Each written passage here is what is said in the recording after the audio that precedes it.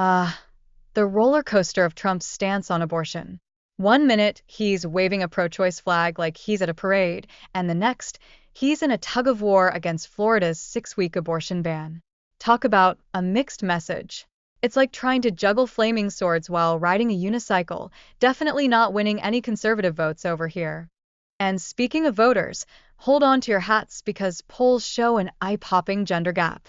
Kamala Harris is strutting her stuff and leading among women while Trump is barely holding his own with the menfolk. Looks like as the election creeps closer, the dynamics are shifting faster than kids dodging chores. Now, let's peek into Trump's playbook.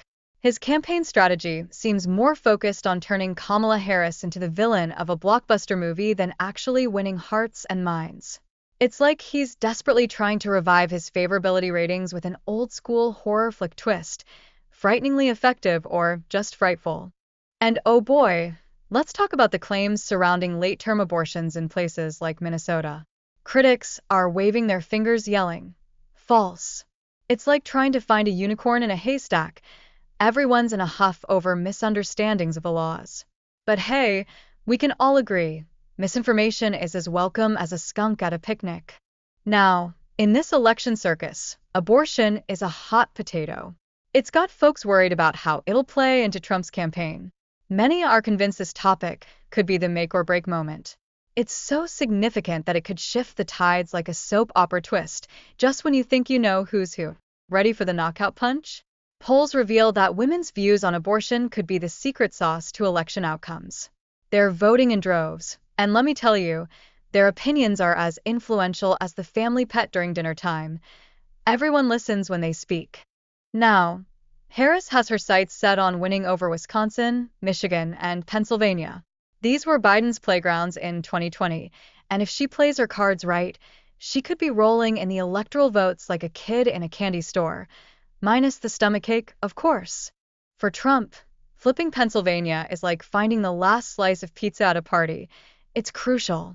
With the biggest number of electoral votes at stake, he also has to keep his wins in North Carolina and Georgia. It's a high-stakes game, like Monopoly, except everyone's playing for keeps. Polling suggests Trump is bumping his head against a 46 to 47% support ceiling. It's like being in a talent show and not quite nailing the high note. Meanwhile, Harris has to reel in those younger voters like she's casting a fishing line in a lake full of fish.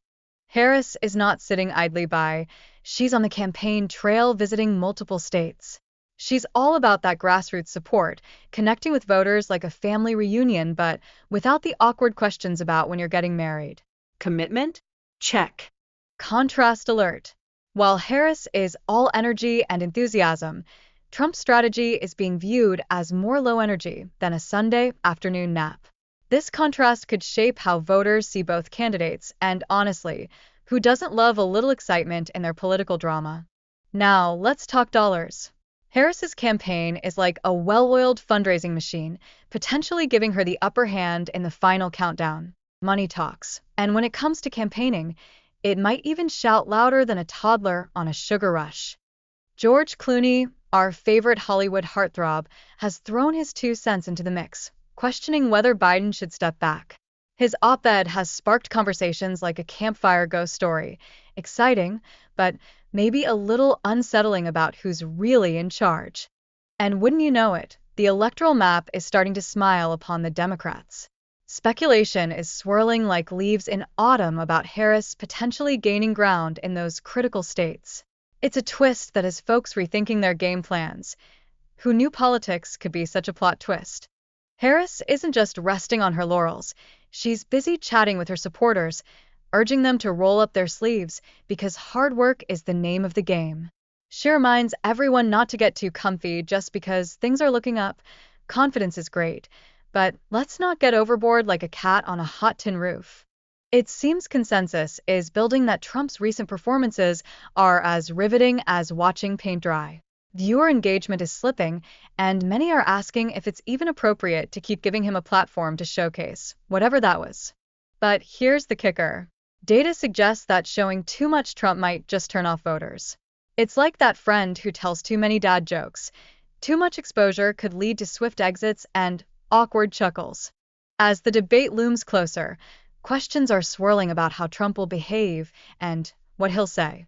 Observers are preparing for a wild show.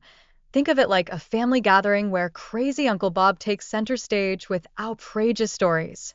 But Harris is ready. Her experience as a prosecutor has sharpened her quick think skills.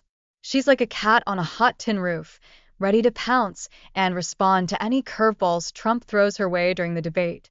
It's a perfect moment for Harris to shine and introduce herself to the voters, showcasing her policies and character like she's on a reality show audition. This could create an unbreakable bond, allowing her to connect with the American public, because who doesn't love a good story? In the end, the debate is not just a chance for words, it's a spotlight for Harris to exhibit her leadership readiness. By contrasting sharply with Trump's unpredictable antics, she just might win over those undecided voters who are perched on the fence like a cat watching a bird.